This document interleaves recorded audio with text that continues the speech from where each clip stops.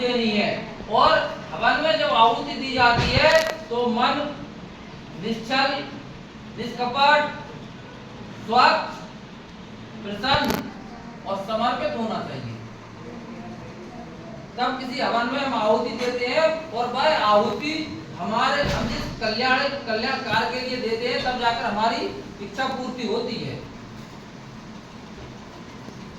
उन्होंने शिक्षक दिवस के रूप में अपने जन्मदिन को मनाने के लिए प्रयास किया, मनाया जाने लगा। लेकिन क्या अपने जन्म दिवस को शिक्षक दिवस के रूप में मनाने के लिए या इसके पीछे केवल उनका कोई निजी स्वार्थ था, क्या निजी सोच थी, क्या अपने व्यक्तित्व को निखारना था या अपने स्वयं के नाम को आगे उजागर करना था? नहीं,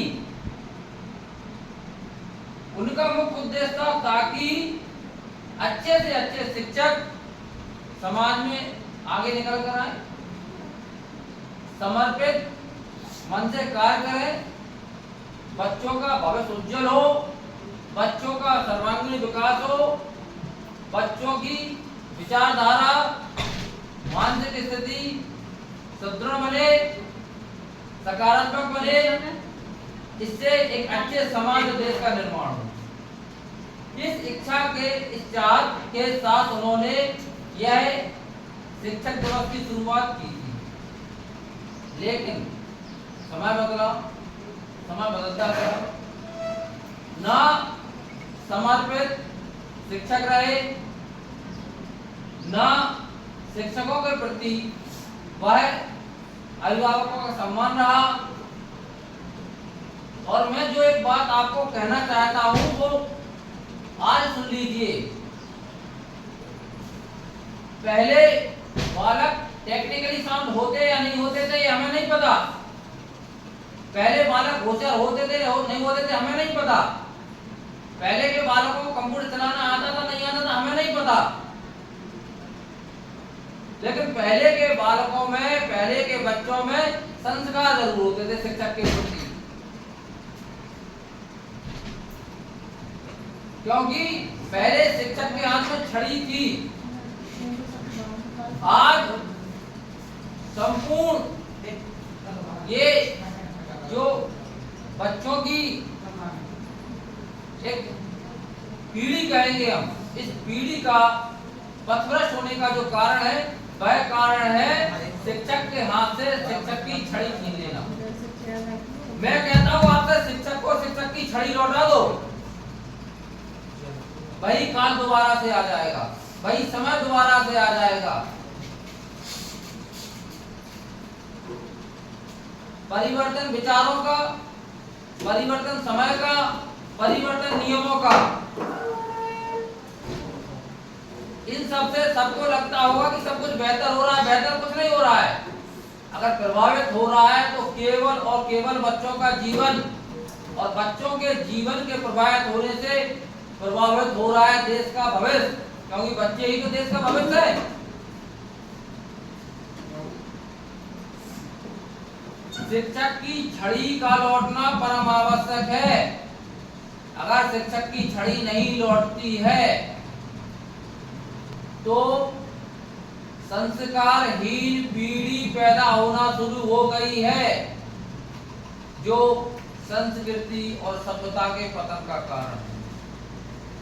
मैं छोटा सा आपके सामने छोटी सी बात रखना चाहता हूं। मैंने देखा, पिछले 20 साल से देख रहा हूं, तो आपके सामने रख रहा हूं।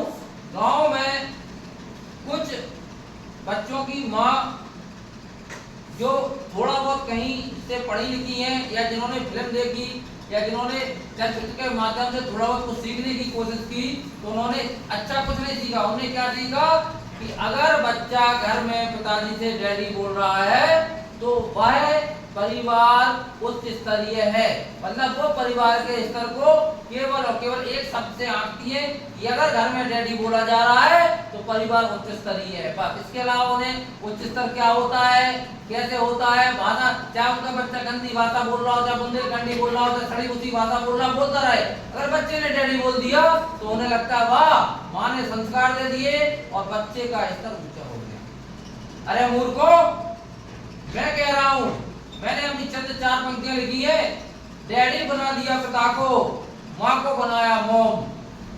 भारतीय संस्कृति नष्ट हुई और सभ्यता का हुआ होम। ये वही माँ है जो सभ्यता का होम कर रही है, हवन कर रही है, सभ्यता को नष्ट कर रही है। जिस घर में, जिस परिवार में प्रभात की शुरुआत बड़े बुजुर्गों के चरण स्पर्श से, चरण वंदना से होती है, उस परिवार का स्तर सबसे उच्च होता है। जिस परिवार के बुजुर्ग व्यक्ति के चेहरे पर मुस्कुराहट हो, प्रसन्नता हो, संतुष्टि हो, वो परिवार उच्च स्तरीय परिवार है।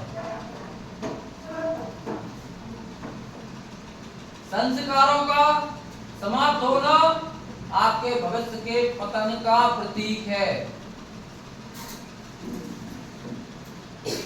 डॉक्टर सर्वपल्ली राधाकृष्णन ने ये कभी नहीं कहा था कि संस्कार भूल जाओ। उन्होंने इसीलिए तो शिक्षकों को सर्वश्रेष्ठ सम्मान दिया था, सबसे आगे किया था, कि ताकि शिक्षक बच्चों के भविष्य की परवाह करे, बच्चों की चिंता करे, बच्चों के प्रति सजग रहे और समर्पित भाव से बच्चों को शिक्षा दें। संस्कार से परिपूर्ण शिक्षा, आदर्शों से परिपूर्ण शिक्षा। वर्तमान परिवेश में आप अपने आस पास इर्द गिर्द देख लेना, आदर्श बचे नहीं। उच्च शिक्षा क्या होती है? उच्च शिक्षा किसी को पता नहीं है। हमने स्कूल का प्रचार किया, उसमें लिख दिया उच्च शिक्षा एवं आदर्शों को समर्पित। केवल हमने अपने नाम को दूसरों तक पहुंचाने के लिए कुछ भी लिख दिया। दूसरों ने कभी पूछा नहीं, भाई इसमें लिखा है उच्च शिक्षा एवं आदर्शों को समर्पित, मतलब क्या है इसका? कैसे आदर्श मिलेंगे? क्या पूर्व से 4 साल से अगर आप इन बच्चों को शिक्षा दे रहे हो, पढ़ा रहे हो, कुछ कर रहे हो, तो उनमें कुछ आदर्श तो दिए होंगे 4 साल में। तो एक आध दो को दिखा दो, क्या दे दिए? किसी को समझ नहीं है। बेहतर सोचने का, बेहतर करने का और परिणाम बेहतर चाहते हैं, तो बिना सोचे, बिना किए परिणाम बेहतर कहां से आएंगे? शिक्षक दिवस अन्य सभी के लिए एक दिन होगा, अन्य सभी के लिए किसी का एक जन्मदिन होगा, लेकिन जो विचारधारा शिक्षक दिवस को मनाने के पीछे है, क्या किसी ने कभी उस विचारधारा को स्वीकार किया? क्या उस विचारधारा को बच्चों को मन में डालने की कोशिश की? क्या कभी बच्चों को उस विचारधारा से अवगत कराया? तो कैसा शिक्षक दिवस? काय का शिक्षक दिवस? 4 फूल तोड़कर 40 रुपए की एक पेन खरीद कर शिक्षक को दे देना, यही शिक्षक दिवस है?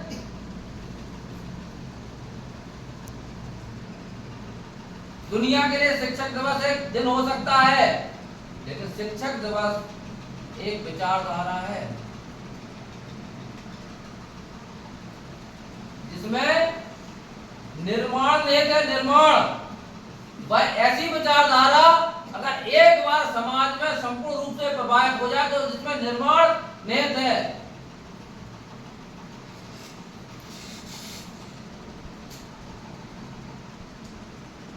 और अगर विचारधारा संपूर्ण रूप से जन जन तक, बच्चों तक नहीं पहुंचती है, तो शिक्षक दिवस मनाने का कोई मतलब नहीं है। ऐसे तो बहुत सारे दिवस मनाते हैं, बहुत सारे दिवस मनाए जा रहे हैं, आ रहे हैं, पर्यावरण दिवस, महिला दिवस, ये दिवस, वो दिवस, लेकिन विचारधारा भावना क्या है?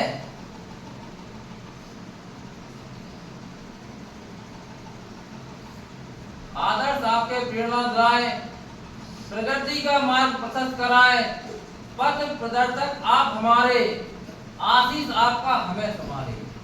ये शिक्षकों के लिए समर्पित पंक्तियां हैं।